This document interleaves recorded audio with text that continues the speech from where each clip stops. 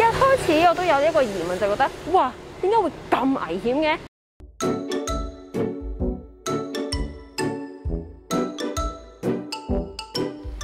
？Hello， 大家好，我係 Rin。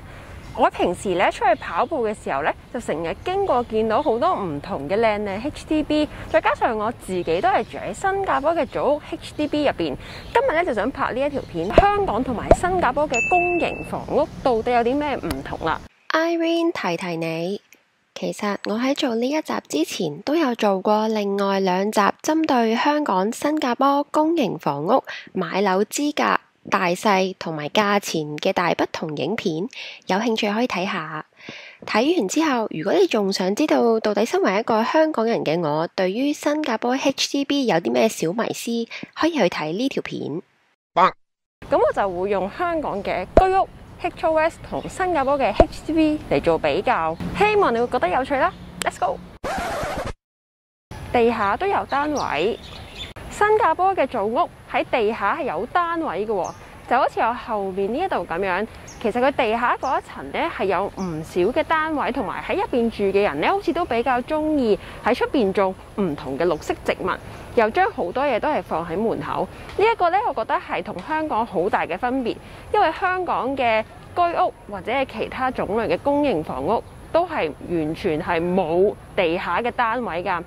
地下嗰一層呢，通常就係管理處或者係信箱，係唔會有人住噶。所以當我第一次行過見到，咦，原來新加坡嘅 HDB 地下都會有單位有人住嘅時候，都覺得幾神奇噶。管理處或者大廈嘅閘門喺新加坡嘅 HDB 喺地下嗰一層係完全冇管理處或者係閘門噶，就好似呢一度。其實可以見到，你即刻就可以搭 lift 上去呢一度上面嘅樓層。唔搭 lift 嘅話呢，呢度都仲有樓梯你可以上，係冇管理處喺呢一度禁止任何人上去任何一棟 HDB 嘅 building 㗎。呢一樣同香港就好大分別啦。因為香港依家嘅居屋呢，我可以講話，我諗幾乎全部呢都係一定會有閘，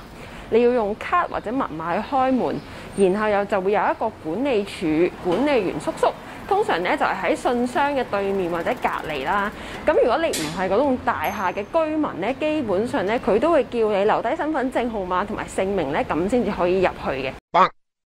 一開始我都有一個疑問，就覺得哇，點解會咁危險嘅？即係任何人都可以上去嘅喎，咁點搞啊？不過後嚟住得耐就漸漸發現咗，可能因為呢個國家係非常之安全，所以基本上係唔會有閘㗎喺 HDB 入邊。同時喺每一個 HDB 嘅角落，幾乎都係會有 CCTV， 所以我諗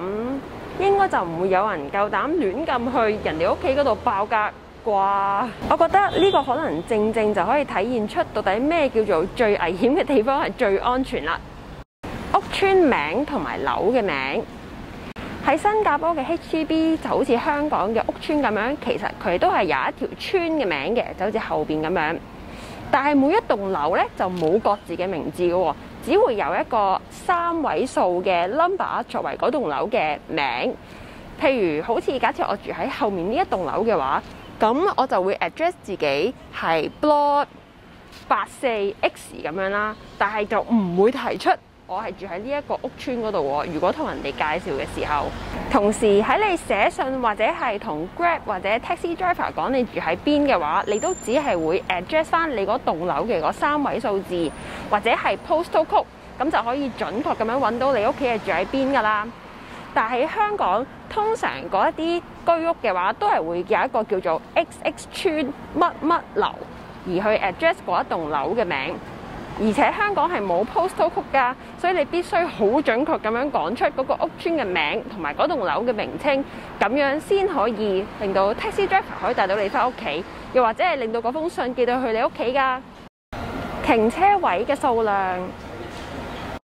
喺新加坡 HDB 嘅停車場或者 HDB 嘅停車位，我覺得比起香港嘅居屋嚟講呢，係多非常之多嘅。除咗有喺地下呢一層有無限多咁多嘅車位之外，我發現喺唔少 HDB estate 其實都會有一棟 standalone 嘅停車場，可能係2至3層咁樣提供大量嘅車位俾住客㗎。喺香港呢，唔同嘅地方就係有一啲新起嘅居屋呢，佢哋譬如有好多百幾200伙，但係佢所提供嘅車位呢，可能只係得少過100個，所以其實都幾難爭㗎。喺香港，如果你想住居屋，而且又有一個車位嘅話，會將自己屋企嘅嘢放喺走廊或者係公共空間。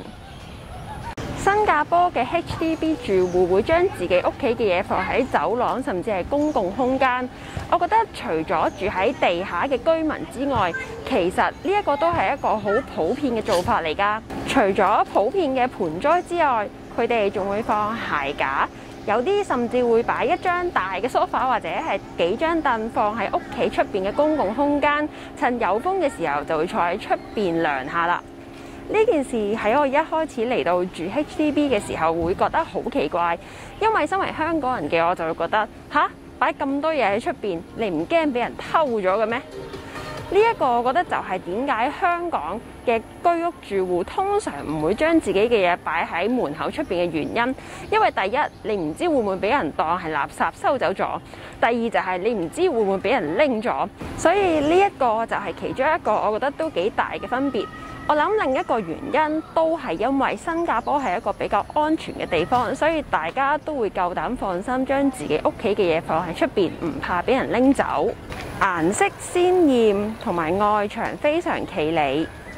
喺新加坡嘅 HDB， 我發現好多都有好鮮豔嘅顏色嘅外牆㗎，而且有唔少都係有自己嘅特色，所以好多時都會令人睇起嚟有一種整齊、舒服而且係鮮豔嘅感覺。